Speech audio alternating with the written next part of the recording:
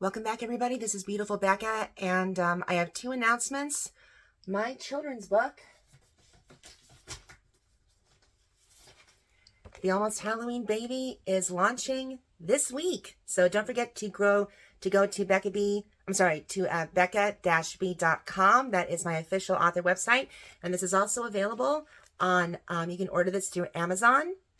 And yeah, my children's story is launching this week. It was published last year, but we didn't get to do the launch because of another surgery. So this is out this week, The Almost Halloween Baby. It's a very sweet children's story about the birth of my brother. It was a personal gift for him. And I got in touch with a publisher and an illustration company. And so, yeah, it's up and running. So my pen name is Becca B for children's author. And I have another story in mind, which may turn out to be a series or a set. So I'm not going to say anything about that. But we have another, boy, it's been dormant since April. It's really hard to get in touch with people. For some reason, my personal email gets through to some rather than my email I use for business inquiries. But I did hear from I finally heard from one of my favorite YouTubers, Janine West. Her channel used to be called Lipstick Legion Craft, and now she's known as FORESTANDFAWN because she's a mommy. And oh my gosh, I'm so excited. She did respond. We had exchanged emails this last week, and she is getting busy. She is getting ready for October and for Samhain. So I cannot wait to interview her, and stay tuned. Welcome to my channel. If you are new, I am Beautiful Becca. And on my channel, I do art projects, but a lot of it has to do with book reviews and of the books that I read for the month. And I have Becca's Book Talks, which is a podcast. I really want to make sure, I really hope that it goes off this year to have at least 1 to 2 interviews per month. And I've reached out to authors, librarians, book club leaders, teachers, and to YouTube influencers, and hopefully one day celebrities who are avid readers and or who have published works for everyone to read. So I cannot wait to see you guys for this podcast. See you then.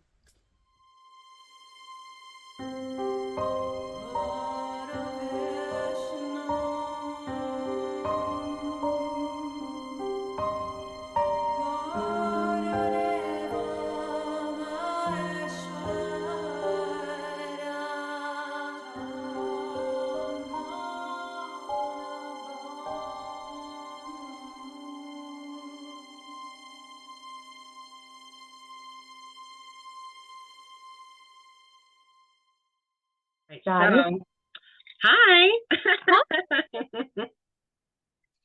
So everyone, yeah, me too.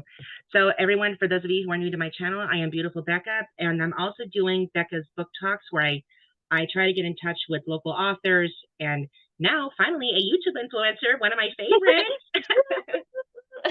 And hopefully one day one of the celebrities who are avid readers, just trying to spread the word about the importance of reading and what they have to say about it. So I reached out. Absolutely. First of all, before I get into this, and I hope I say his name right, how is Jackson? Jackson's good. And I don't know if it's been so busy because I've been doing a lot of fairs, and I've kind of alluded to that in my last video, that spring and fall is very, very busy for me. So I haven't really posted probably in a month and a half, but he's good. And I haven't really told the YouTube world that I'm expecting again, which is really fun. Oh my goodness. No, it's good. Goodness, so, that's wonderful. Yeah. So it's been busy. It's been really, really busy here, but he's doing great. The new baby's doing great. And I'm sure it's been quite a journey for Jackson. So this one's a little bit easier. I know I know you and your husband have some fertility issues. Yeah. Wow. Yeah. A friend of mine.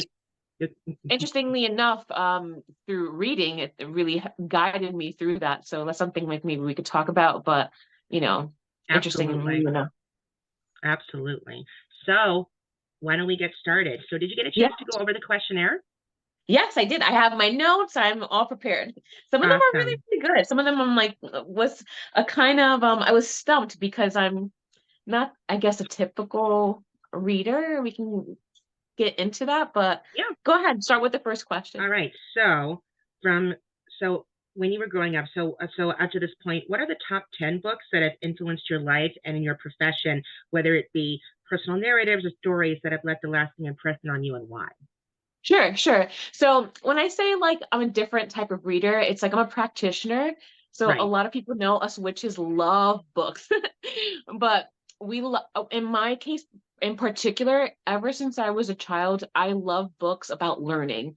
So more on the educational, nonfiction side. I do love some fiction books, but my passion is really getting into nitty gritties of things that I can learn, like about nature or about spirituality, esoteric learnings. I've always been like that. So if you see my library, it's probably like 90% books of research and things that make me think more than like getting lost in things. Mhm. So yeah, so some of the books right away, one of the most influential ones was to Ride a Silver Broomstick by Silver Raven Wolf.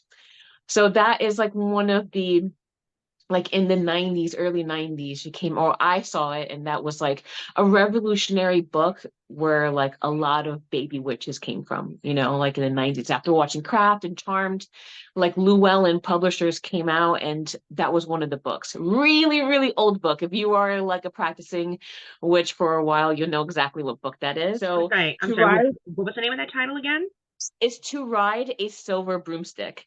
To So Ride a Silver really, Broomstick. really old, like oldie but goodie type of book that just kind of gets you your toes wet into like witchcraft and spirituality and things like that. I'll talk a lot about that because that's pretty much my lifestyle and what my channel is about.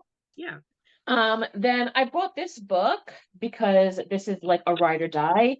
So another influential book that really spearheaded my lifestyle, my spirituality, my profession, is this book right here. This is the complete book of witchcraft. This is from Raymond Buckland. We lovingly call this the Big Blue. So really chock full of information here of like our holidays, candle magic, like all that kind of really fun stuff. If you are like into spirituality or just like an enthusiast, it's a really, really good book. What else?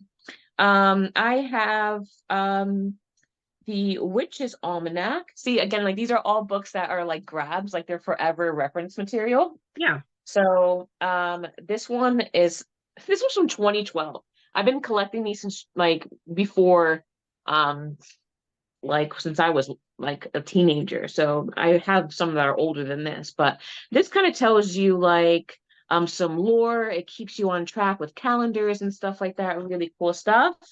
And then I love that one because of the owl. That was an owl on the cover of that one, right? yeah, well, I think it's like a hawk. Oh, I see. Yes. Okay. Cool. But yeah, this one is a grab that I always gravitate towards because it gives you like the calendar. And then it tells you where the full moons are, the new moons, what to do, like different types of like activities. So this is really, really awesome. That's cool because I'm a Sagittarius too. So I just saw that page. yeah. And I'm working now. I'm almost done doing books for like witchy mamas and like how to like help raise your family like spiritually. And that's one of my go-tos because it kind of helps you like think of activities and things to do with your family. Nice. And then some of the ones that are like non-research bound, that's definitely been influenced in my life is this guy, the Hobbit. Oh. This guy is beat up. I've had him since, oh my God, since like I was a preteen. But this one for sure I really love because it's one of the first books, The Hobbit, where I really got lost into. It's like the book for me where it's like you just go into a different like escapism. That was my first like taste of that when I read Hobbit in school. I'm like, I like while I was reading this, I was not here. I was like completely immersed in this, and that was one of the books. And I'll give another one. So the Game of Thrones was a really good series, and I read Game of Thrones like before Game of Thrones was a thing. So, but what I loved about Game of Thrones is that It was very challenging character development wise. So like I was just like making character webs. I was writing in the book. It's one of those like fantasy books that really made me think and think about maps and where people were. It's like very involved, and that's like that's my thing. I love things that make me think. So I think Game of Thrones really paved a way for me to break apart literature in a way that I've never had before. So Cool. and that's it. That's like a pretty good list of like things that like, I really gravitate towards as far as my spirituality, as far as learning, and then some things that I just loved as a kid, just reading. Cool. Yeah, for some reason, The Hobbit, I couldn't really gravitate towards it. I remember reading the Lord of the Rings trilogy, which really became a thing. But The Hobbit, Right. I don't know why. Both my brother and I just we I may have to read it again. Maybe I missed something, but I just could not. That for some reason I couldn't gravitate towards for some reason. I have no idea. Right. I have Right. no idea. Right. And I think like this is so, I mean, this is the 50th anniversary. This is so old, but like around the time that I picked this up, like Scholastic was like kind of in town. So I was just like, I remember I just wanted to get all the books that I could. You remember like the good old Scholastic days, like, Yes. when they would come to you. Like for $20, I got like this, I got like so many other things. And I remember that part of my life, I just wanted to just read and read and read and get lost because of this book. Because I'm like, if I can read this and I'm just completely gone, it was really, really fun to get immersed and use like that imagination, That's cool. That's pretty awesome. Yeah, for me, it was a Scholastic. I think it was called Scholastic Eyewitness. Does that sound familiar to you? I don't think so. All we had was Scholastic was the book fair. That's that I can remember. Okay, because I think there's a book because I became fascinated. Not to get off tangent here, but one of my favorite stories, and it was all because of the Disney animated films. We're talking about the second golden age of the animated films. It was The Hunchback of Notre Dame. And yes, once that movie premiered, I was like, get me everything that I could from that story alone. So right. I had the children's illustrated version. I have the original. I have the Scholastic. I think it's called Scholastic Eyewitness. Geez, I'm gonna have to go back. And then of course, look at that. That's really cool.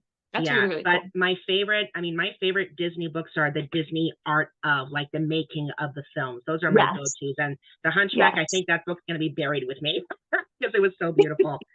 So of those books that you mentioned, which of those would you recommend for today's readers, even those that are not part of the witching community?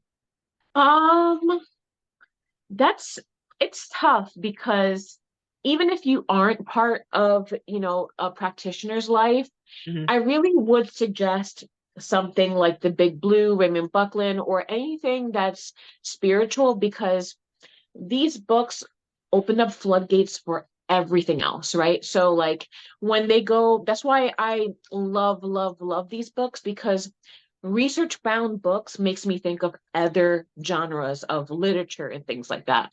For example, if you pick up a spiritual book and it talks about nature, and it really truly invites you to go out to nature, then you start thinking, oh, I see trees and I'm really loving this type of tree in my landscape. Then it makes you go out and research that. Or, just like any type of music, or like if you want to get into any other type of like learnings, like if they mention like angels, archangels, who are these people? And then as soon as you get into them, you start getting into lore, and you start getting into other mythos, and it grows and grows and grows and grows. And that's the beauty of books like that, because it's not just like you do this, you think this, and this is how things are. It invites you to want to learn about other things, and that's kind of where genre reading like comes from, at least in my experience, which is always nice.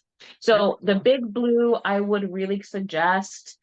Like I would suggest to I didn't mention this, but like if you're a mom and you're thinking of like raising your child like in like a nature bound aesthetic, there's like this book called Circle Round.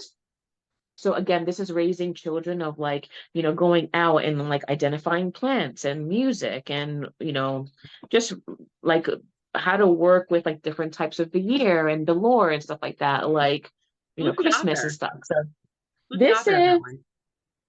this is Starhawk, Deanne Baker, and Anne Hill. So yeah, the three writers, Starhawk, Diane Baker, and Anne Hill. So this is called Circle Round, Raising Children and Goddess Traditions. So it's really, really nice to kind of like explore that kind of stuff. So that's what I would suggest Cool. from my library, at least. That's pretty cool. So speaking of reading, what was the last story you actually read, and what were your thoughts and takeaways from that particular read? I know that as a mom, you're busy, but what was the last one that you read officially? I think, well, I really like vintage books. So right now I'm currently reading like communing with like your unborn child. So since I'm pregnant, this is a really nice grab to like do different postures, like different meditative like postures, like of how to like really kind of get in tune with like the soul, the human that's inside. Different hand postures. You can like, it's really old. The pictures are really old, but like what you can do with your partner and yourself, whatever you like identify as. But this is really, really nice. This is a really nice grab and a really nice read to kind of get in touch with your body and what's happening, and how you can, there's many ways that you can communicate even when they're like in vitro. So yeah, that's kind of what I'm reading right now. Because truth be told, they can hear you, and yes, they can definitely feel you. That's pretty cool. So right now, I know I want to ask you this question later because I know you just celebrated, correct me if I'm wrong, it's called Mabon. Mabon. So, but as of recently, have you been taking part in a reading challenge with your local library or group or any other type of challenge at the present time? I know Halloween is around the corner. Is that another challenge for your business and all that? Yeah. I would actually love a reading channel, because reading about research all the time, it does like it tends to there's more burnout, because you want to take a break from that and really put into practice what you read. So I would love to join a challenge where it is more fictional reading, because I feel like between my shop, between YouTube and being a mom and having a full-time job, there really isn't much time to read something fictional. I would love to get lost like that again instead of always learning. So not for me, like nothing there's no challenge. I do usually take part in like an October daily, which is journal prompting.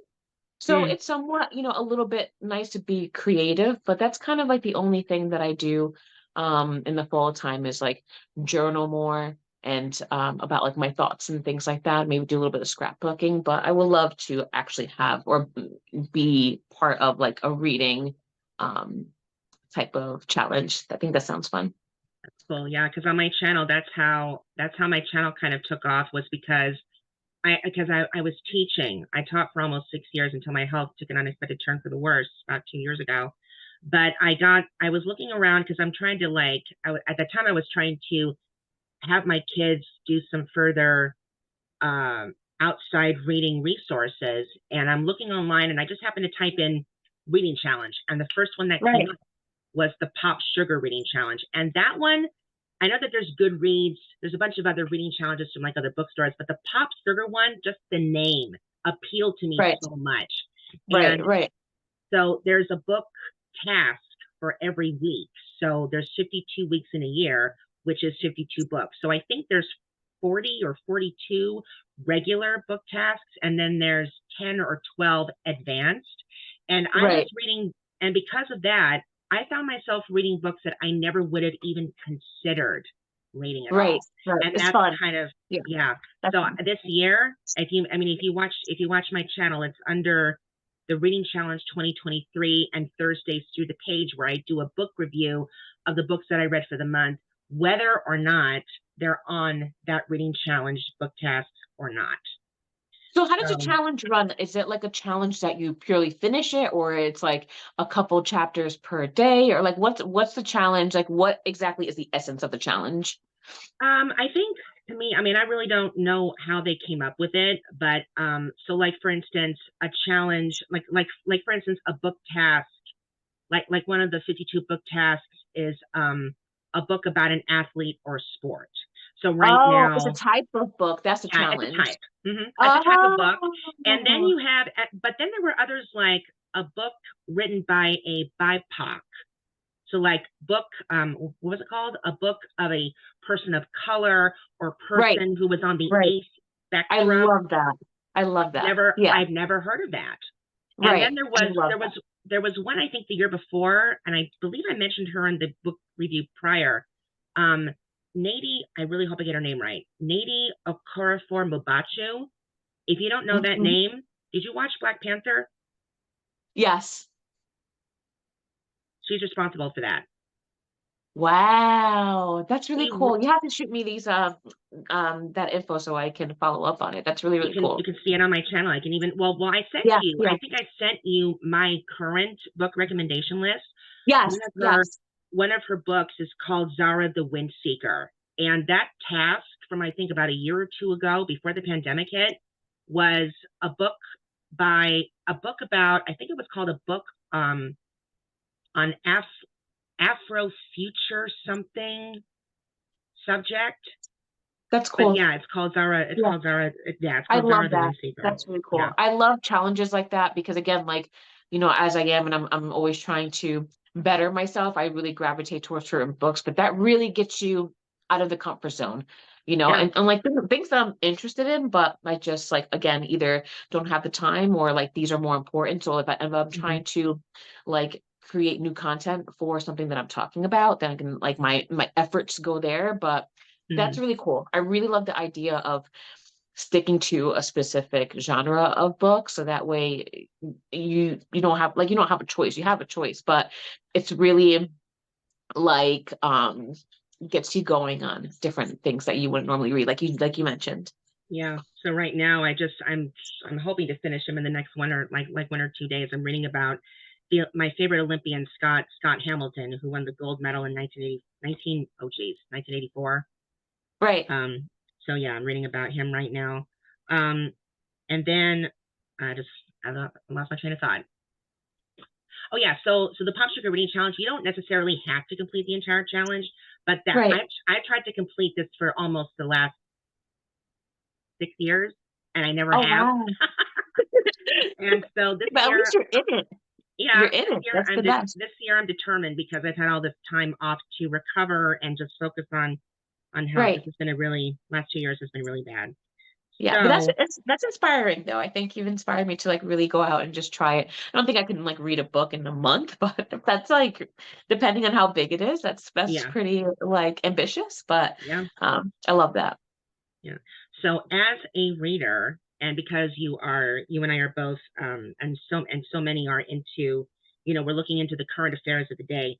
On to the next question. What do you Hmm. believe is the biggest obstacle that is facing our readers today in the wake of the current banned or challenged books from this last year and from this year alone, considering students and teachers, the libraries, public libraries, and bookstore clientele, considering that this is your children that are going to grow up with this kind of Absolutely. thing? What do you think is the Absolutely. biggest obstacle facing? What's Um, happening? this is tough, and this is like a really great question that has so many polarizing thoughts, right? So Mm-hmm. right off the bat, I'm teaching my son, I'm having another boy, my husband, like we really are a household who believes in free will. And me as a practitioner, I believe in free will wholeheartedly. So when you ban books that may stimulate some thoughts, some inspirations, just any small tidbit can grow into such a major developmental part of a child's life. When you ban things like that, you are disturbing the free will. You are disturbing and really like molding it with your own agendas. So if by me banning, that means whatever I am offering is what I believe is true. And that's really, really not good. That's, like a book that is being banned can inspire a child to do amazing things. They can be having this conversation like we are having 30 years later and saying, oh, this book was inspiring and this really led me to be an activist or anything along those lines. So it's really disheartening to see that, our children don't have the capabilities of grabbing things without anyone's like agenda. Like I feel like when I was a child, like everything, there was this satanic Bible in my library, like really dark stuff, but still, if kids are interested in that, they can read that, they can do what they want. If they don't like it, or if they're going through the phase, like children go through phase, right? I had my gothic phase, I had my preppy phase. So you want all that to flow naturally, right? You want to inspire them to be creative and to go for things that like let them have free reign, because that is free will. So once you start taking these things out, like a lot of the books on I believe it was the CBS News, like this is answering a different question, but I'll tie into it that I think the question is that what from that book did you read? And one of the ones that really stood out to me was The Bluest Eye, because I loved The Bluest Eye. Like it's so, and I read that pretty early on.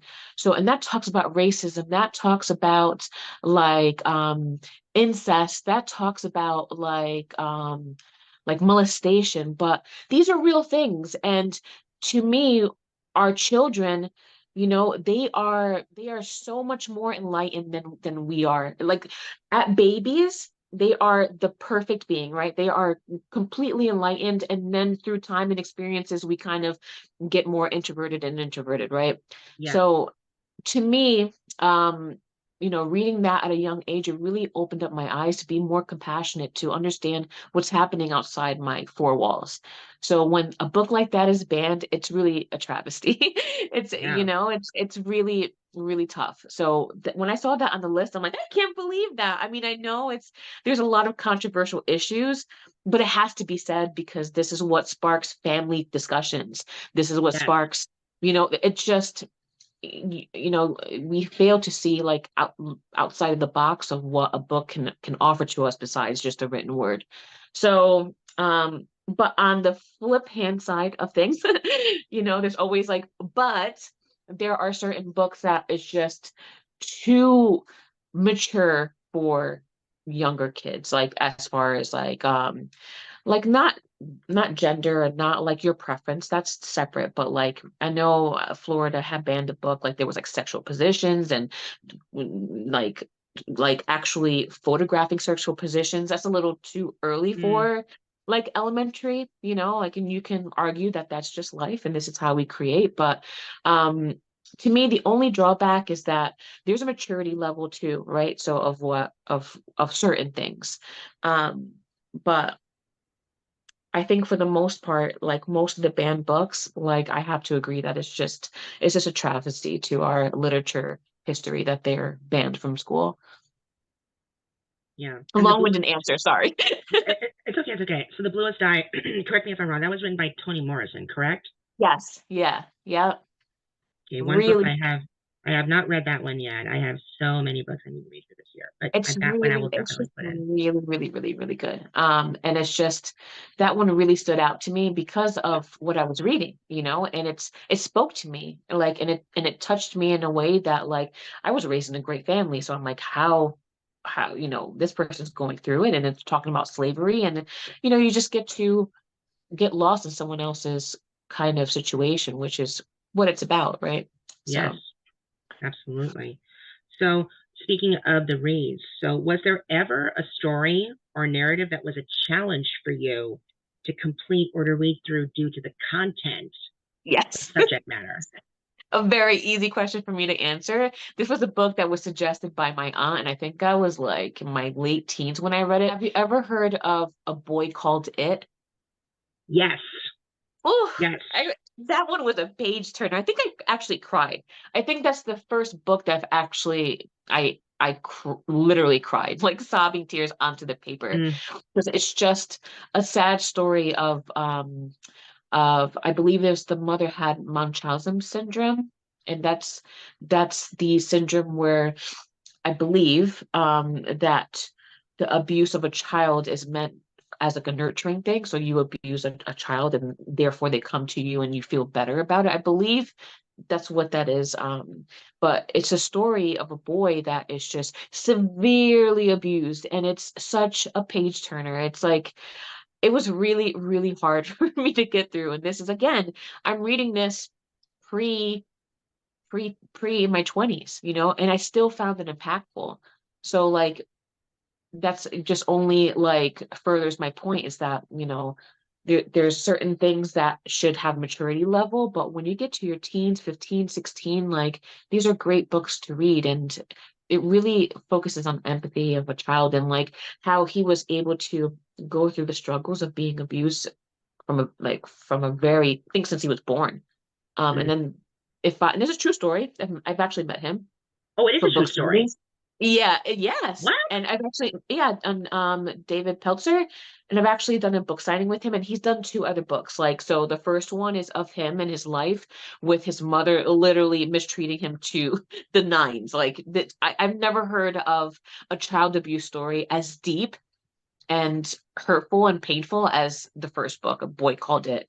Don't remember what the other two. I think a man called something, but he has two other books. So the one is of his childhood and being abused. Then at the end of the first one, he runs away, and then the second book is of his adolescence and how his past kind of affects him as an adolescent. And then the last book is his married book, and he has a child and things that reminds him like he's kind of breaking the circle at that point, and how it affects how his childhood affects like him as a father. So very interesting kind of like turn of a life story in this guy's, true events. So the author was called It, or is that just the one that he? No, A Boy Called It is the actual book title, and David Peltzer, I believe, is the author of that. I met him like Peltzer. decades ago. Yeah. I think it's Peltzer. Pelzer. I'm not Okay. correct. So it's sort of like, so it's almost like a nonfiction trilogy, right? Would that yes. that? Yeah. Wow. Or like a biography almost, because he's kind of telling you what has happened. But as far as really hard books to get through, that one's really hard and hard emotionally, because it's a page turner. It's not like physically hard. Like I read that book like in 3 days. Like it grabs you by the soul, but it's just really hard subject matter to get through. But a really, really fascinating book and really inspirational at the end, where you're through efforts and continuing to like just believe in yourself, he was able to kind of release himself. And I think his mother is still involved. So I think there's a matter of forgiveness there too in the second book. So wild. It's just like really, really good stuff.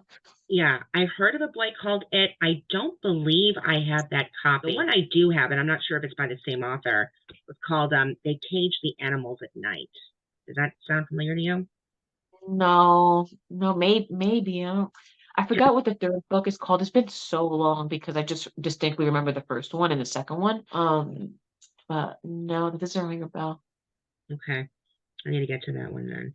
So, of your entire, I think, I'm not sure if you've actually done this. Have you done a video of your library yet?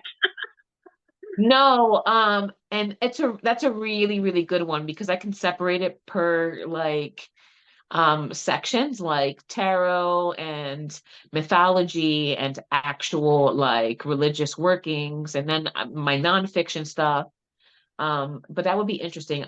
What I'm working on now that I'm probably going to post next week is just mother books, like how to, like what kind of books that I gravitate to as a mother, like this one, Witchy Mama. Witchy Mama is really cool. This one is really, really good for like, you know, your first trimester, like what you can do, like meditations, things like that, all the way to the fourth and postpartum and things like that. So these are the type of books that I will be reviewing my channel probably next week. But what I have on my channel currently is called Storytime. I Yes. don't know if you ever heard those. Yeah. So I watched all 3 of them yesterday. All 3 of them. So, but these are ones that you've written, but they haven't been published, right? No, and I want to create children's books so badly, and you know, link up with the author. I mean, illustrator. Maybe you can help me with that. But I also feel that YouTube is really kind of like the way of the future as well, right? Like think about like things that children watch on YouTube. They're not even watching it on regular TV, like Miss Rachel or Blue's Clues or Bluey or one of all those things. Those are all YouTube shows.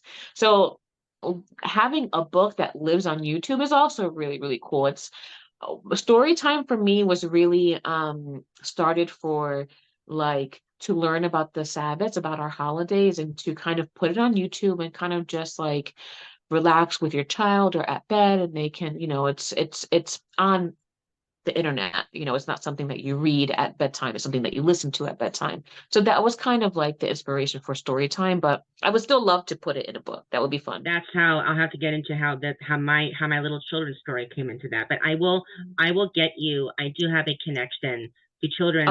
What was it called? Children's. Oh dear heavens! It's called the company is called Get Your Books Illustrated. But it's all meant for self-publishing. If you want to take that route, because one of the things, because I'm part of their I have like a subscription to their newsletters. I have like maybe 5 or 6 different writing illustration subscriptions, and illustration books, not to go off tangent again, but a real good illustration book can cost anywhere between 20 to 40K. Yeah. I'm not kidding you. This one, luckily, because of my publishing consultant, which my book actually starts this week, got me in touch with Almost Halloween, right? The Almost Halloween book? The Almost Halloween baby, yeah. So because, and not to go off tangent again, but what was happening was that I actually did have a bunch of drawings that I had done. They're basically were like some of them were improvised, but a lot of them were basically traced over photographs. Okay. From photos that we had prior and up to and after his birth. But then I taught for almost 6 years. And then 2 years ago, like I said, I don't want to talk about me so much, but 2 years ago, I had thyroid surgery. And I'm not sure if you saw that video where I have trouble writing. Right. I have not been able, and I was so worried because I'm starting to kind of get it back into the drawing phase now, but gripping a pen, even with this thing, it's just twice as hard. I wanted to illustrate my own book, but I didn't have the software for it. And because I'm right-handed too. So whatever happened was this hand is completely screwed up. Is it painful or it's hard? It's not really painful. I mean, I am developing carpal tunnel as we speak, but that's not really bothering me. It's just the grip. Like the grip is and the fluidity. Right. Yeah. Right. So we don't know what the heck is causing this thing. Anyway. That stinks. Maybe, if you could do your own illustrations, that's beautiful too. Like I would love to do my own illustrations. Yeah, and I think I draw very nicely. Like, you know, I did a lot of artistic things. I love that. Which story was it where you painted the egg? Ostara. Yeah, but it's like illustration is a whole different thing. Like you like really, it's just a different animal. But yeah, I'm so looking forward to the Almost Halloween baby. I can't wait to add that to our list, and I'll definitely you know, because I want to do more books for children. Like, you know, this is just a starting point. This is for moms, but I want to do more for children. And there's a lot of books out there for pagan children. So I'm definitely going to add that one to the list. Cool. So, but going back to the books then, what book in your entire collection, if you had a choice, which book could you not live without and why? And does that book hold special meaning for you? I would have to say I don't have it because it's actually upstairs. So it's a grab for me every night. But I couldn't live without it's called the Golden Dawn. It's either by the Cicero family or um, the one that I have is Rigardi. So it's a like 1,000 book, but it's purely just spirituality. So, it's one of those books that I could not live without because again, that book sparks a lot of other interests. So, it's purely a book that it talks about spirituality, talks about like, Kabbalah, it talks about like a lot of things, so things that like I can truly get lost into spiritually. That is my pride and joy. And it's so thick. It's like rice paper. It's like Bible thick, but you don't read it from like start to finish. You say, okay, I'm interested in this and I want to read up more on this. And I'm always just trying to better myself as a practitioner. So that book I can absolutely not go without. It talks about how to do protection, how to do cast circles, how to, dress properly in rituals, all ritualistic stuff. But again, that stuff sparks other things, right? It talks about the Sabbath, the wheel of the year. So we just had Mabon. And these are the things that that book creates like memories for me and my family, like talking about Yule. Jesse and I, my husband, we always like dress up as a Holly King and Oak King. Well, he and my son dress up as the two kings, and we have traditions, and we have traditions about like who's gonna win and things like that. And but that stems from that book that I keep by my bedside. So it's just, it's my life. It's my life's work, basically. So and it's called the Golden. I'm sorry, it's called the Golden Dawn. The Golden Dawn is the practice. Like it's like saying Christianity. It's like the Golden Dawn is like a spiritual practice, but within that book, yeah. And it's the one that I have specifically is from Rigardi, but there's other there's Tabitha and Cicero family, but yeah, that's it. That's more like deep learning, and I can't live without that because that's my lifestyle. That's my creations, that's my content, that's my YouTube. So that's my YouTube is all about that. Cool. So yeah, and I think that's it. Everything else is just fun grabs, and just research found library. Okay. So are there any organizations? I know you talk about in one of your videos you mentioned about Sarah, please forgive me if I get it wrong, the Coven or the Coven? Oh, the Coven is a Coven is a group of practitioners that get together. We were just together yesterday that you have to get initiated for. But I would think besides that, I have a best friend, my dear best friend, who runs an animal rescue. So I try to get as much involved in that rescue as possible. That dog rescue is called Rescue City, and it's based in New York. So those are the rescues. Yeah, that's what I work with a lot, or I try to work as much as possible and supporting my friends. It was a very small, it was actually her and I were volunteers for another animal rescue, and then she joined this one, and then she completely took it over, and now she's like in Times Square on like she's in the Puppy Bowl and and like at the Super Bowl. It just blew up for her. So I like to really support rescuecity.com as much as possible. And then other events, I go to Lunar Fairs, and Lunar Fair is a really, really nice place. It's a night festival.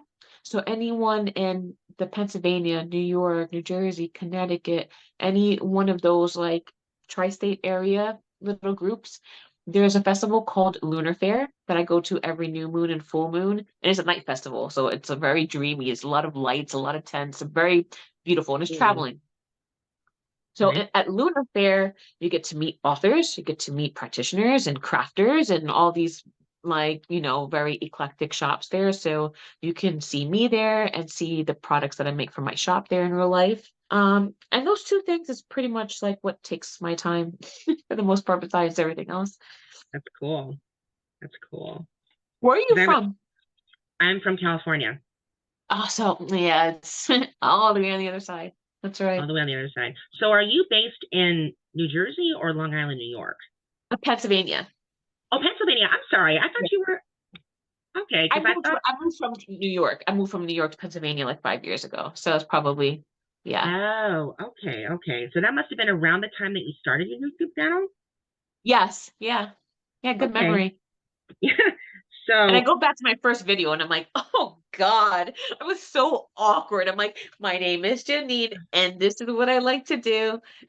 Subscribe. But speaking of your first video, because I actually went back to the oldest video, but I don't think that was the oldest one I saw. The first one I saw of yours, and I wish you could bring this back because it's my favorite. You had, I'm not sure which one came first. I think you started junk journaling. If I'm not mistaken. Yes.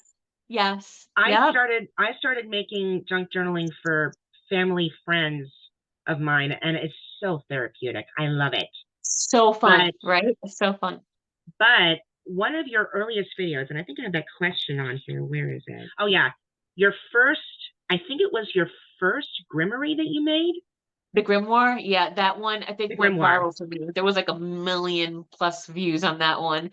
Yeah. I removed that because I started another one. So, and it's like this big. So I've almost have it to a point where I can show, but it's very similar. There's a lot of art. There's a lot of things in there, but that's old.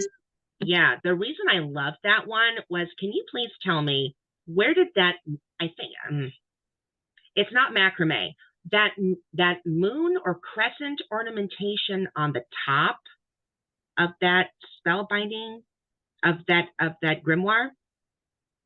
That was like a topper of this grimoire, and I remember it. It was Yes.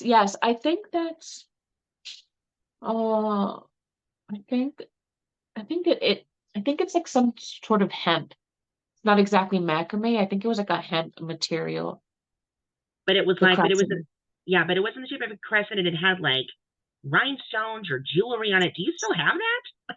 I think so. I think so, but I haven't worked in that in a long time. But the one that's coming it knocks that one out of the park. And it's still junk journal style. To me, I love junk journals. And it's like a book. It's very therapeutic. You can get lost in it. And that's why I like doing the October dailies or just even Christmas dailies, because it's something to kind of like commit to, like very much like the book challenge. Yeah. But junk journaling is fun, and you can get a lot of things and like collect a lot of things very, very quickly. So it's very fun. So one of the questions that I have is, because this is the first time that I'm actually interviewing someone who is a practicing, I think you call yourself an art witch. What do you call yourself now? Or do you still consider yourself that? An art witch. It's the same thing. So can you explain in a nutshell to our audience what that is? So I think being an art witch to me is using your imagination and the things around you to the fullest. So prime example, I was painting. Do I have it here? Oh no. I was painting something for Halloween, and it's like a hand and it had like an eyeball, like really creepy, like oddity paintings. But like if I do a painting either for my grimoire or I do it to like just sell my artwork, I like to distress the paint with like pyrite or like quartz instead of sandpaper, because like being an art witch is like you're taking things like that and you're using it in different ways. So going out to nature and getting inspired by nature and doing mixed media art with things that you find.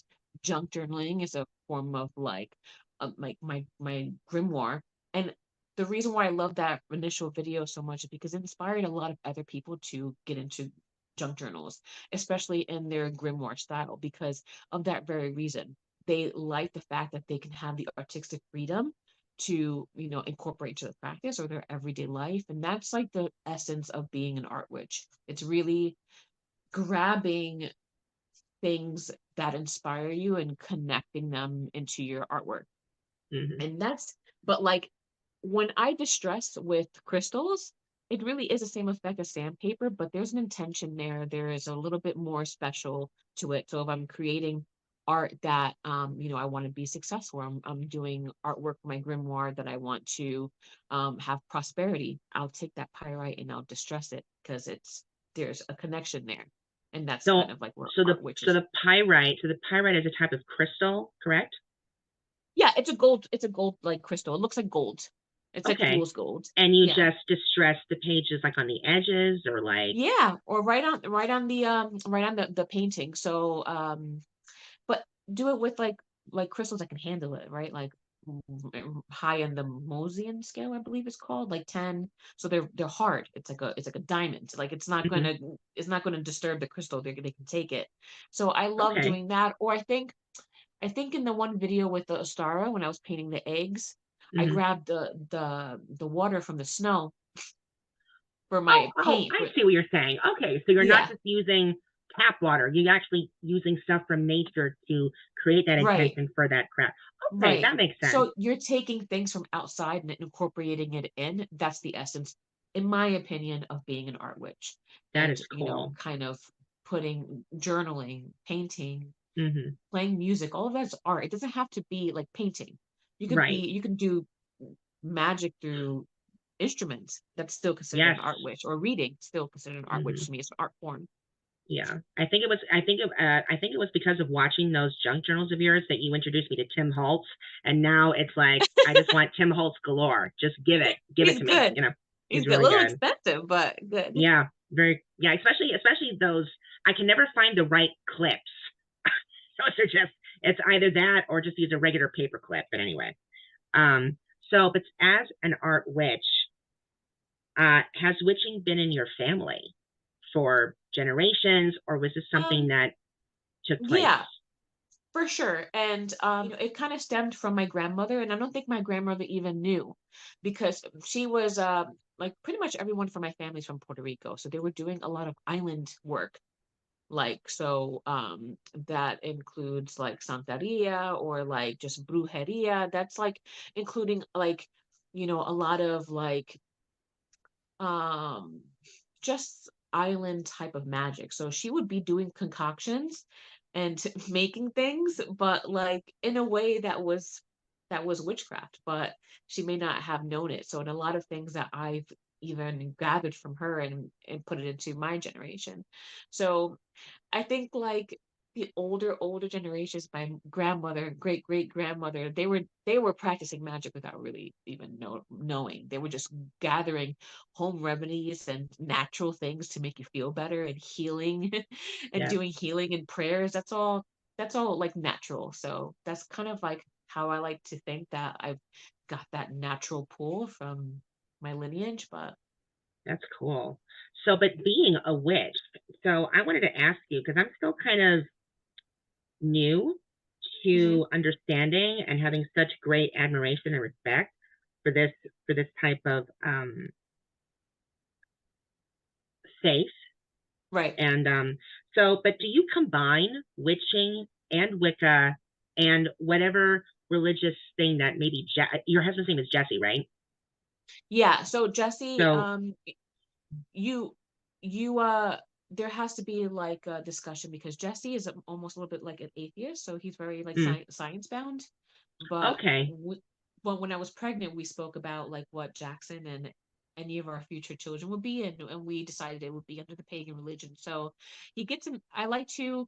There was a Q&A that we did with Jesse, and people asked that kind of question, and I said, with partners or family that are not like really practitioners, you do with them what they're really comfortable with and what they like. So if Jesse likes to cook, then I can incorporate magic as far as herbs and what to put into food that will manifest certain things, and then he enjoys it because it's something that he enjoys.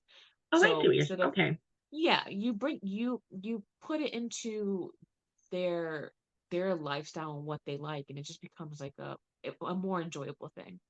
yeah, because I was just going to ask you because does this combine? So, like in your family, when you combine witching and Wicca and or atheism or all of that, and how does like is it? I know you talked about like combining it and making sure that each of you are comfortable with each other's Right. process of that. So okay, you did answer that question. Okay, that's great. Because I was just wondering if Jesse was from if his family did practice Wicca or witchery or where his family came from. No, no, he's very logic. Okay. He's an Aquarius through and through. He's very logical. He likes facts, you know, and but he's so kind and so open, and I couldn't ask for better as a practitioner, right? Because my family is also Catholic, but they're also very open. So every year we have a tradition where they come to my home and we tell stories about Yule. We'll burn the Yule log. They'll put their wishes, and we do like little spell work, and they love it. They love being a part of things that make sense to them. And even as being they practice Christianity, they're Roman Catholics like through and through, but they'll come and they'll be open-minded enough to share these amazing memories with us. So then we'll open presents for Yule, and then on Christmas morning, I go over there, and then they talk about, you know, Jesus and their traditions, and they tell stories, and it's a loving relationship. And I'm happy that Jesse's the same way too, because when he needs to be, he loves to be involved, especially during, you know, our, like I said, he dresses up as the Holly King or the The Oak Holly, King, yeah. and we do. So it's like, you know, it's really nice to have a partner that's really open to it and really shares in it with you, and they respect it and they love it because I do. So I Yeah. couldn't be happier, because I've never had an issue with, you know, parents that I had to hide like this stuff when I was younger. It was very, very easy to talk to them, and it's sad, like in that sort of respect too. Same thing with banned books. It's sad that you don't have like the choice to be your own self and express yourself like freely. So it goes Yeah. hand in hand, you know, like that's why I'm really happy that you gave me a chance to be on this podcast, because reading is so important, and it just paves the way to like how I am now. You know, I love spirituality, and I can teach through YouTube like you do. You know, younger kids come and comment all the time, like, how can I tell my mom where this helped me? And, you know, doing videos on how to practice a little bit inconspicuously, like that helped a lot of children. And it's like, this is the negative of what's happening, because now people have to hide. You know, they're like Yeah, ashamed of reading these books, and it's just terrible. So yeah. It's been a wild ride. So yeah, it is. Certainly has been. So, but speaking, so for your channel, why did you first name it Lipstick Legion Craft? Where did that name stem from? Oh my God. That's a good, like, it's interesting. I don't even know if a lot of people know of this about me. So Lipstick Legion, first of all, was a Xbox name. I was playing Xbox and I wanted to do like glitter bullets, or I wanted to do something stupid. So I was like, what about Lipstick Legion? Like, this was a gamer thing. And then I started like my artwork. I really love horror movies. Horror movies are my favorite thing. So I started painting Jason masks and the hockey masks, and I made one for a friend. And then a friend you know, saw it on Instagram, and they're like, can you paint me a mask? I painted them a mask. They shared it. And then someone else contacted me. And then my husband and I are like, I think we have something here. I think this can be something. So literally for maybe over 10 years, I've been painting masks. It became Lipstick Legion. Then Lipstick Legion was the name of the company that I had, that was painting Jason masks. It was doing Freddy masks, like Michael Myers masks, and we would go to conventions and we would sell, and that's where Lipstick Legion was. Lipstick Legion is a old type of thing that I was doing, just horror memorabilia, horror replica, and it really went really far as I was using props in Hollywood, like Hollywood movies. It like shot up from just something so small. I made something for a friend and it kind of just blew up. So then when I started doing spirituality, and I told my husband, I'm like, I think that I would like to start a YouTube channel. I think that we can like do crafts and do junk journaling. And I kind of want to share this with people. What do I say? And they're like, well, you already established yourself at Lipstick Legion. Just put craft back. Yeah. And that's kind of where it started. So like, it's interesting that it started from like the whole. That's funny. Whole, like, so Lipstick Legion was an Xbox game? It was my name in Xbox, like my gamer name. Oh, the gamer name, like MMOR, what's it called? MMP, for crying out loud. those MMORPG. I don't know if I'm saying it right. Like those gamers that come from everywhere. They're all involved in a game, but that was your game name. Is that, yeah, like if I were to log on, it was Lipstick Legion. So if I were to go online, it would be like Lipstick Legion is joining you, and it's just like, it's just so funny because Lipstick Legion at Craft became so big that like no one knew where Lipstick Legion came from, but it's a completely different sector of it has to do with horror genre through and through. Wish I had something to show you, but that's a really funny question. And then now my YouTube, I've changed it completely. Forest and Fawn, it's now Forest and Fawn, like Forest plus Fawn.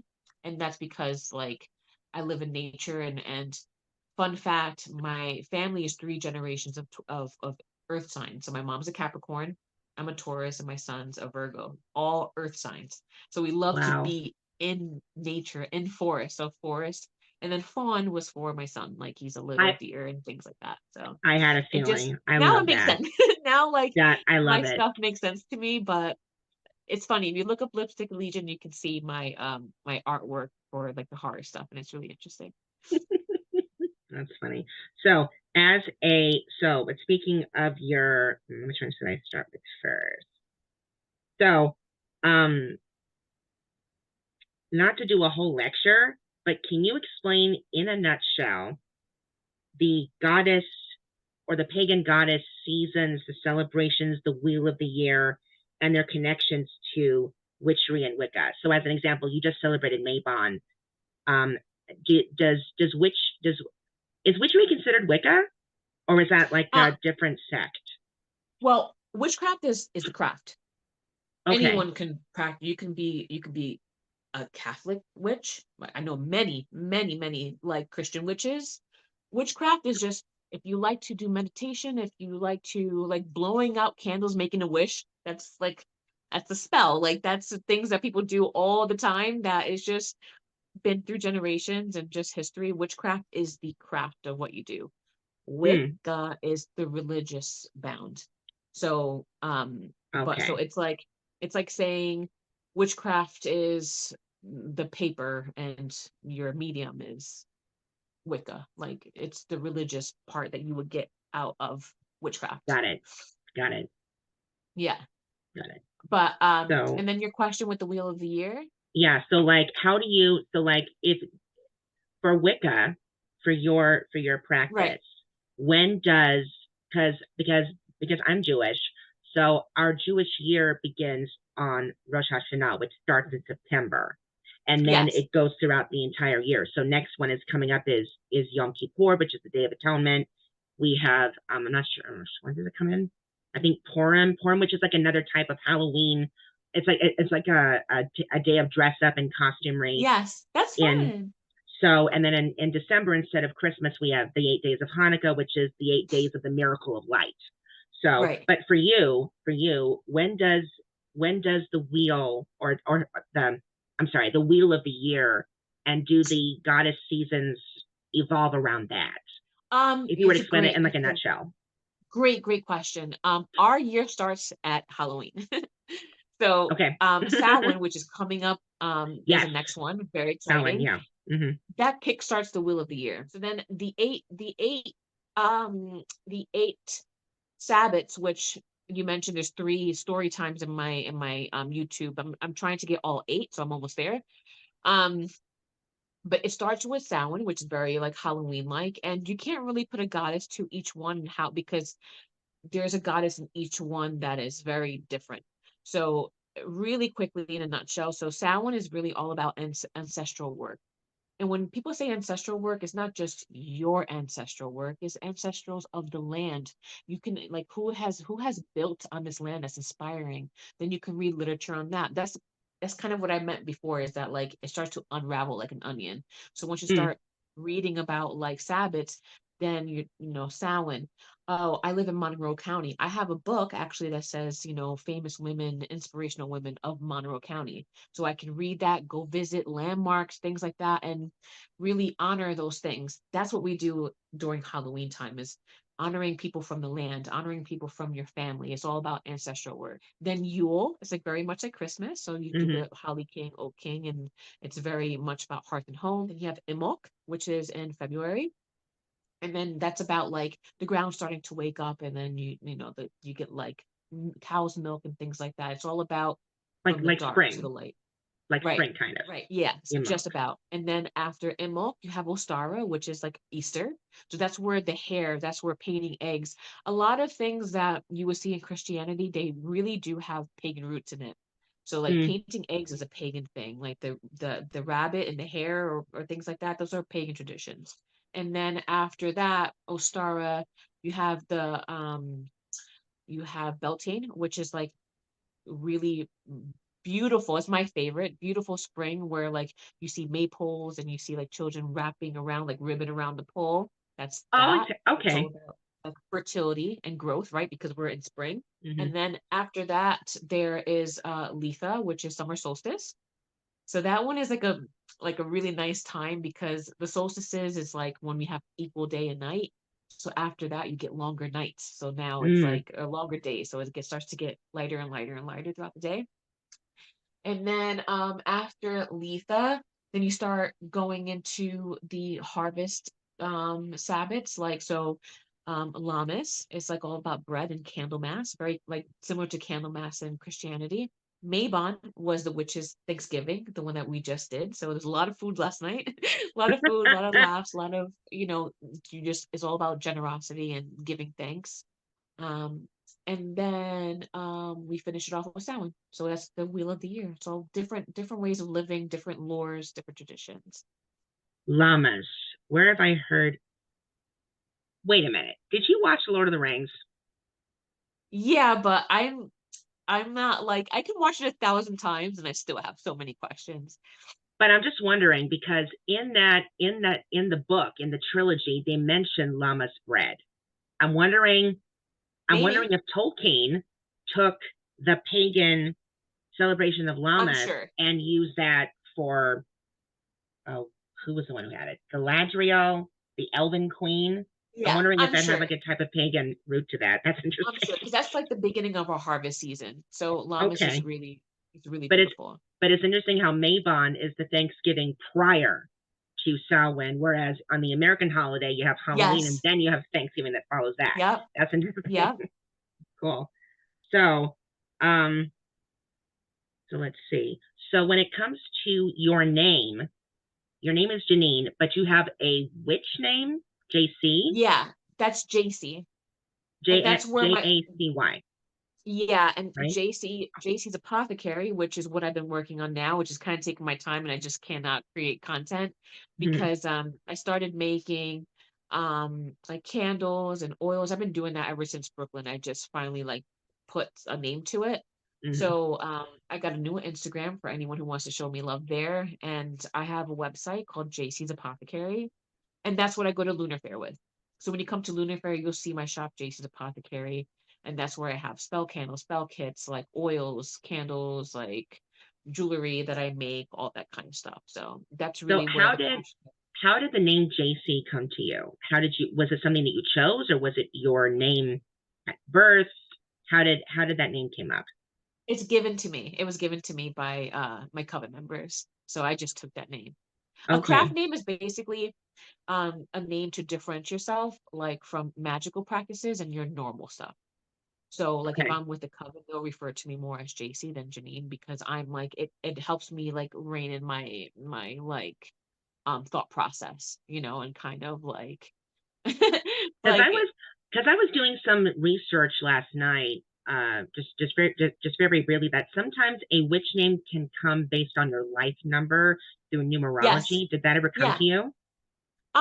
So I never did it that way because I'm not really solitary, so I've always had the name given to me. But I know many people have done it where they break up the letters of their name and then they kind of do it through numerology and then they get their number. But yeah, mine would just happen to be given to me, so which is really nice. Okay, because it's interesting because the date of my birth is 10, but when you put my birth date all together, it came up with 24. Then you add the 2 and the 4 together, and my life number is 6. So I'm looking Right.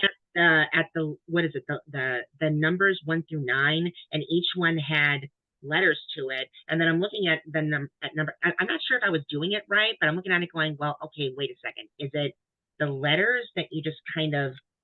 I'm not quite sure how that order was supposed to go, but on the Right. life number 6, it had the letters FOX. I'm like, well, is it Fox, or is it just That's cool. whatever? I'm not even sure if I was considering to do that I think right. when it comes to that, I think when it comes to that, I don't there know. may not be a wrong or right answer. I know some people know their life number, so they think of a bunch of names, and then that just came to them, and then through breaking it down, like you just mentioned, if Hmm. one matches their life number, that's the one that they go with. But the way that you've done it, I don't think there's a right or wrong answer. I think that if you've done it that way and you have Fox, it'll be beautiful to add to that, right? So like Mm. say the author to write a silver broomstick. That author's called Silver Raven Wolf. Maybe Wolf was something that she got from her name and then she added to it. So you could be Fox, but maybe in time it'll come to you like it'll come naturally that you're like Silver Fox or like Mm. Golden Fox or Fox Hmm. Fox something, and Yeah, then like then you gotta like let nature kind of take its way into like figuring out your own thing. because So I didn't yeah, get JC for a while. okay. Because the closest thing I came to that, because I love Harry Potter. I don't know if you've read all 7 Yeah. of them. So Yeah. like online, not to get off tangent here, but they would have these quizzes about the houses that, where do you belong, and then what's your animagus, what's your patronus, and blah blah blah. So where I was living in Victorville at the time when I started teaching to the time I got my own house, I started building my office to be like a wizard like office. Love it. Love it. And I'm looking online going, I wonder if there's a Harry Potter name generator. And because of my initials are F, I'm looking through the names and I'm like, I like one that I see. So on one of these Etsy shops, I ordered like one of those, it's not a trunk. I ordered like a Hogwarts welcoming package. Right, But right. the I love it. name, so my name here is Rebecca F. I don't like to say my last name, but in the wizarding world, if I was teaching, Hogwarts students, it would be Professor Rowena Fortescue. And It's Fortescue, so I love fancy. I love the name Fortescue. I just happened to see it. I'm like, what does Fortescue mean? Fort Shield. And I'm like, I'm working on a secret opera project about the medieval times, and Fort Shield is like spot on. I'm like, oh I my love goodness, it. that I has to love be it. that name, no The question. serendipities, right? Yeah. So, but story time, very, very quickly. How did that idea come to you, and what made you decide to do that? Same thing that I mentioned. I really wanted something where like I was offering a bedtime story, but I know that using tablets, and even me myself, I'm so busy and I still do love listening to stories Mm-hmm. that I love Audible. So like I'm a huge supporter of Audible. Any way that you can listen to like get literature in. And this is Mm-hmm. kind of where fiction comes into my play. Like if I am really interested in fiction, it's really through Audible, so then I can listen and do like things because I'm just multitasking.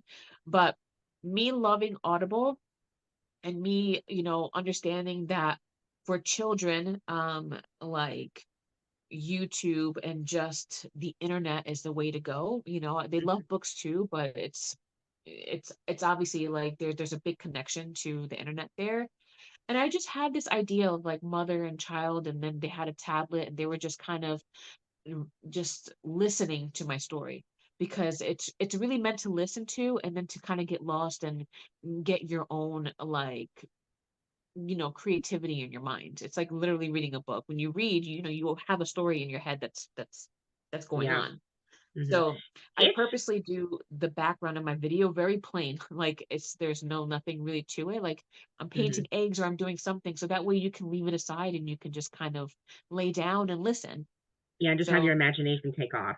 right, right. So that's kind of where that went. I really wanted to do something for children, and I think story time and learning about Sabbats, learning about my special traditions, was really, really special for me to do on my channel. Like super, super nice. And then hopefully one day, knock on wood, it'll be a physical book for them to read.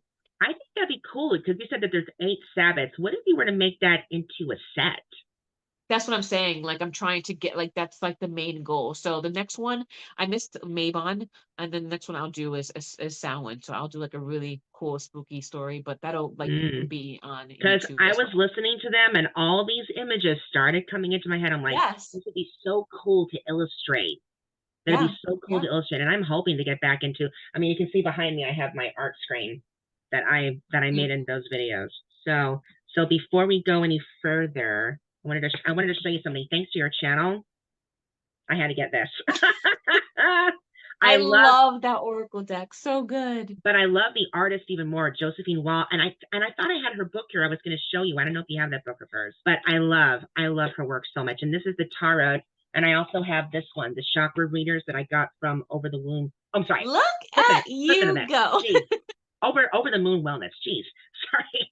But yeah. And I tried doing tarot. I still have yet to but I guess there's just no wrong way to do it. If you just draw the one card, I guess you set your intention and it's like, okay, pull one out and then you read it and you're like, okay, then you apply it. Right. You gotta let it speak to you. You gotta let it speak to you. And I think people who come to me, and I think this could be I have so many like things written down, but this is definitely a video that I need to put out is, not to be so serious with tarot in the beginning. When you're trying to learn, let it speak to you. What colors do you see? How do you feel? Specifically on colors, how do you feel when you pull a card? Then once you get the colors right, is there a time of the year? Are we in winter there? Are we in spring there? How does it make you feel that way? The numbers, what do the numbers mean? Like if you start to read about numerology, we know that 4 is a fundamental number, it's foundation. You pull the 4, that means it's a grounding ground. So like we start breaking it up like that, it's a little bit more, it's a little bit less like I have to memorize all 78 cards. Interesting that you brought that up, because one of the books that I really loved that I wanted to share is I'm reading this Pagan. This is the untold story of Pamela Coleman Smith. And Pamela Coleman Smith is the artist of the original tarot, of the like famous tarot with like the death card and things like that. She's the artist. And by reading this, you get to see like her life struggle and her as like a mixed person, how she struggled through life and her theater work. And, that's why this podcast is so awesome, because books is it's everything. It's theater, it's art, it's books, is music, books are everything. It's so reading something like this, I love getting into the nitty-gritty. Like you probably know this already by talking to me, but when I love the original like Rider-Waite Smith deck. So Rider-Waite was a person to write it, and then Pamela Coleman Smith was the artist.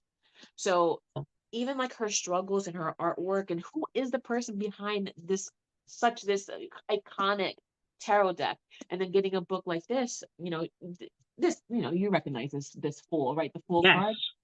That's a tarot that she painted and drew. And interestingly enough, she got like literally no money for it, and it's such an iconic thing in like our history and currently.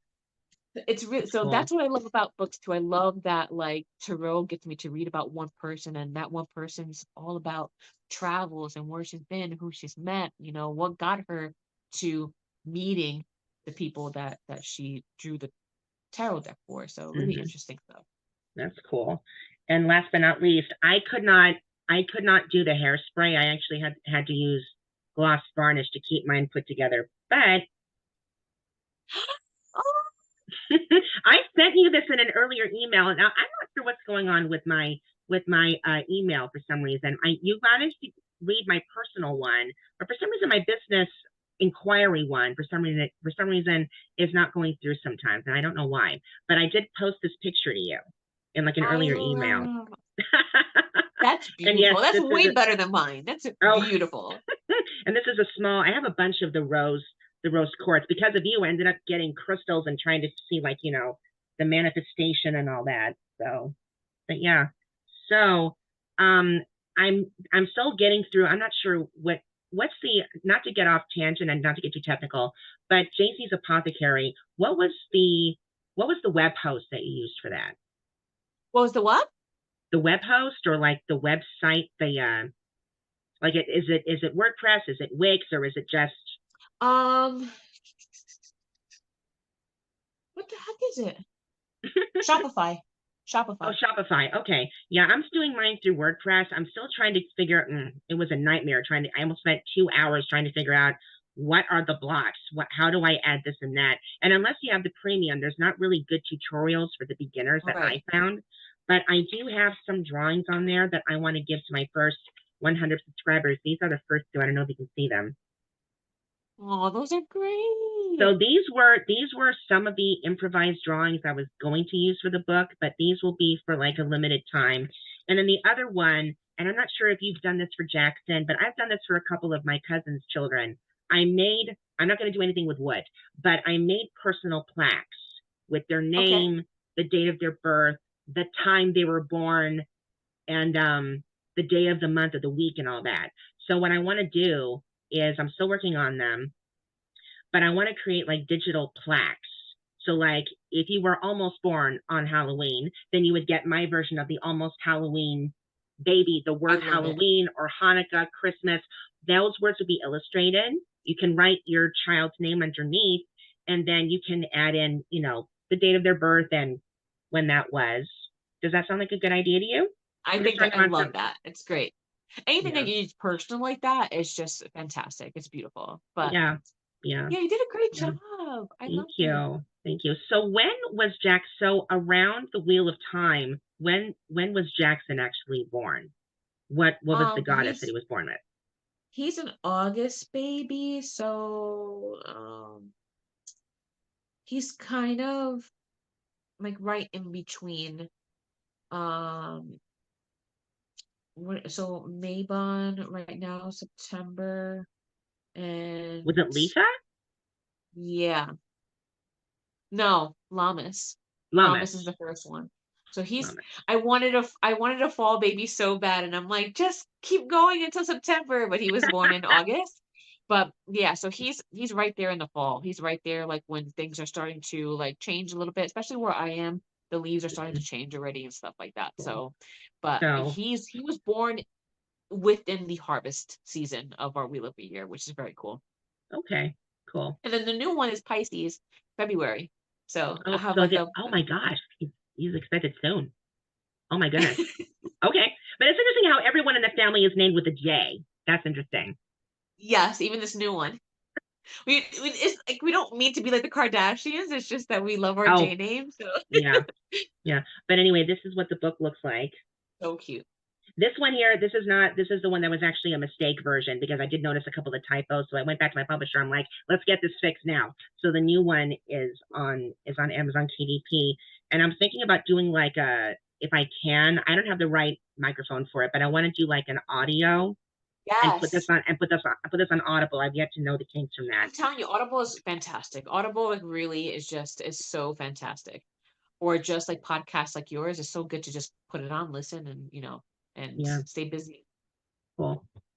So I'm not sure if I think that was all the questions I had for you. Did you have any questions for me? No, just I was going to ask you about the almost Halloween baby, so I'm glad that you put that up, and I'll definitely be ordering some because I want to definitely add it to like my kids' library. But I really appreciate your time. I really appreciate coming on. I know it took like some back and forth, and I'm like, oh my God, I totally didn't. I love it. I'm so sorry, but I love it. I would love to do more of this. But basically, I just wanted to show you, this is not going off tangent here, but this was around the time that he was born. It was called The Bear's New Baby. And just by chance, I happened to look at the publication date. And if you look closely, it says 1988. Yeah. That is when he was born. My brother was born in 1988. So this book literally came into my hands just before he was born, because I was expecting a brother. So basically, in a nutshell, I was an only child. My mother tried 3 times. She lost all 3. within Wow. just a couple of years. And then she was ready to basically, not to get too TMI here, but she was ready to have her tubes tied. And her doctor was like, you're still young, try one more time. And then in February, she got pregnant again, and she was so scared about losing this one. But let me just say this. I don't know if you follow the Chinese zodiac. I was born in the year of the dog, but my brother was here to stay because he was born in the year of the dragon. So maybe when he breathed fire, he was here to stay. So what sign are you? I'm Sagittarius. Okay. On the celestial. So I'm a Sagittarius too, but according to the Chinese calendar, I was born in the year of the dog. So I was born in 82. Yeah. Very cool. And David he's off. So the Almost Halloween baby, he was born the day before. So would that be considered the day of Samhain that is celebrated, or is that the day of Halloween? Samhain, yeah. So Samhain is it's really the 31st, but the 30th to going into the 31st. Okay. But and a lot of times, you know, a Sabbath can be, it's like a holiday. It's just like Christmas, you know, like we're still celebrating and getting together, just not on the 25th, right? 25th is Christmas. So, you know, it's we celebrate it for a while. It's not just one day. It's like, you know, just now is a harvest season. We're constantly going out doing things like pumpkin picking, apple picking. It's being in nature. It's like during the harvest season. Awesome. But that's interesting though. Yeah. So is the Almost baby about your brother? Almost Halloween baby? Yeah, that's what it is. Yeah, because I was an only child. I was waiting for a sibling. Didn't know if I was gonna have a sister or brother, and he came along. Wow. So, but yeah, it's a sweet, because normally like around Halloween you get like a lot of spooky stories. This one is just, it was supposed to be a gift for him back in the day, like 6 years before I started teaching. And now that I've had this time, I'm like, let's do it, because I have no other prospects at this point. So this is my first one. There's a lot more to come. So yeah, I love them. Special. Yeah, I can't wait. I can't wait to have it. It's so special. Awesome. Thank you. And I would so appreciate if you could leave a blurb. And I'm going to actually look into your shop and see what I can get for Sagittarius vibes. I'd love to have some of that. So. For sure. Yeah, for sure. And website, if anyone missed it, jacesapothecary.com, very easy. Got it. And that's it. That's where you can find me, or you can follow me on Instagram, JC's Apothecary. Or Forest and Fawn. Jace's Apothecary is really where you can see my artwork. I do a lot of reels there of like me making things and things like that. So if that's your jam, definitely follow me on Jace's Apothecary. You can know where I am, like Lunar fairs, other fairs, and things like that, where you can meet me. And it's always really nice when I'm at Lunar fairs or any other fairs, and they're like, I follow you, I saw you on Instagram, I'll see you on, you know, it's always nice to kind of like get to talk to people and then like recommend some stuff for them. So definitely give me a follow, so that way we can kind of stay connected. Awesome. I love that. So Jenny, thank you so much. And if you want to, you can follow me at becca-b.com. I think I sent you the link on that email I sent you. Yep. And you can also see the other videos of the junk journaling under the tab Becca's Craft Creations. I can't wait. And anything with the book readings, just dive right in. Okay. I'm marathoning that the rest of the day. Awesome. Thank you so much, Janine, and happy belated Mabon and happy early Samhain, and good luck on this October's business. Thank you so much. Thank you. Thanks for Becca. I love you. Bye, everyone.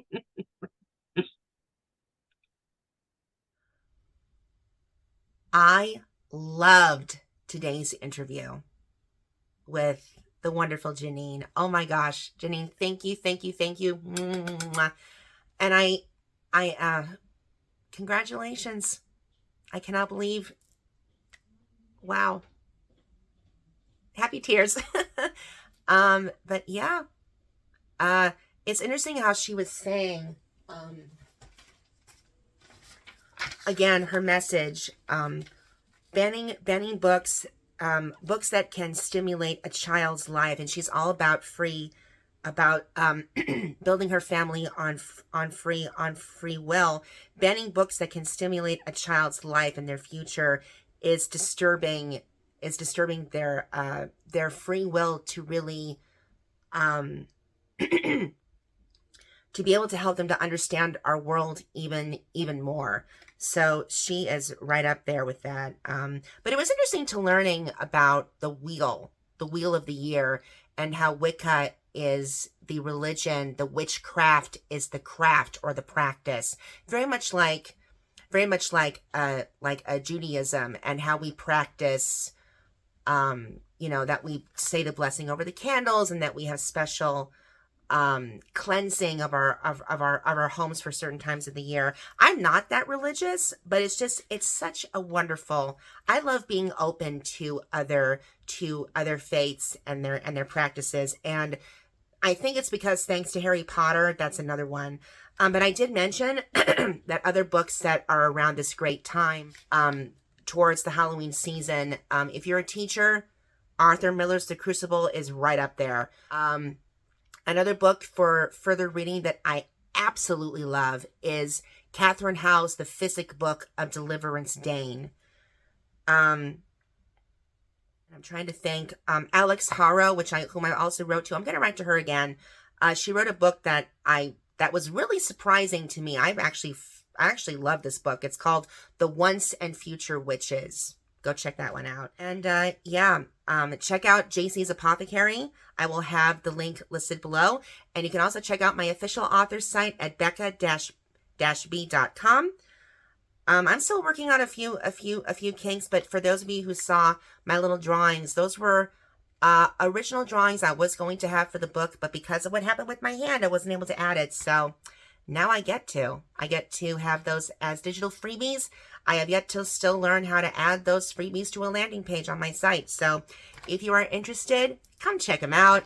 And I'm looking forward to the next interview. In October, I have 2 more interviews coming up. And I will post updates on that once we are getting ready to do them. All right? So I will see you guys later. And keep on reading. Keep on reading. Because reading is meant for all. See you later.